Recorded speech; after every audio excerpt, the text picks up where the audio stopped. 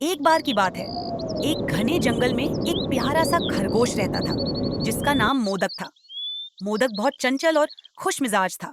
वह हमेशा नई नई चीजों के बारे में सोचता और खेलता रहता था। लेकिन एक बात थी जो उसे बहुत डराती थी। ऊंची पहाड़ियां।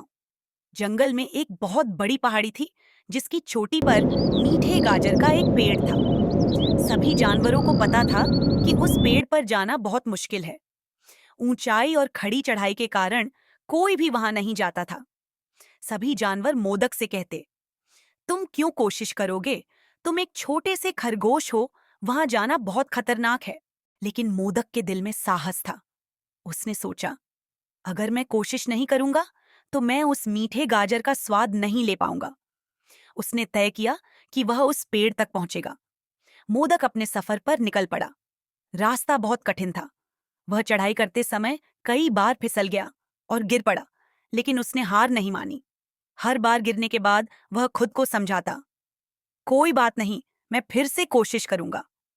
जब वह पहाड़ी के पास पहुंचा तो उसने देखा कि एक बड़ा पत्थर उसके रास्ते में खड़ा था। मोदक ने सोचा, यह पत्थर बहुत बड़ा है, लेकिन मुझे इसे पार करना होगा। उसने बहुत कोशिश की।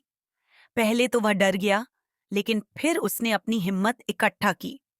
उसने पत्थर पर चढ़ने की कोशिश की और कई बार गिरा, लेकिन मोदक ने हार नहीं मानी। आखिरकार उसने पत्थर के ऊपर कूदकर उसे पार कर लिया। वह अब पहाड़ी की चोटी के बहुत करीब था। उसकी खुशी का कोई ठिकाना नहीं रहा जब उसने उस मीठे गाजर का पेड़ देखा। मोदक ने उस गाजर का स्वाद लिया और वह बहुत खुश हुआ। उसने अपनी खुशी के साथ गाजर का एक टुकड़ा जंगल में अपने दोस्तों के लिए भी लाया। जब उसने अपनी कहानी सुनाई तो सभी जानवर उसके साहस की तारीफ करने लगे। उन्होंने कहा, मोदक, तुमने हमें सिखाया कि अगर हम मेहनत करें और कभी हार न माने तो हम किसी भी मुश्किल को पार कर सकते हैं।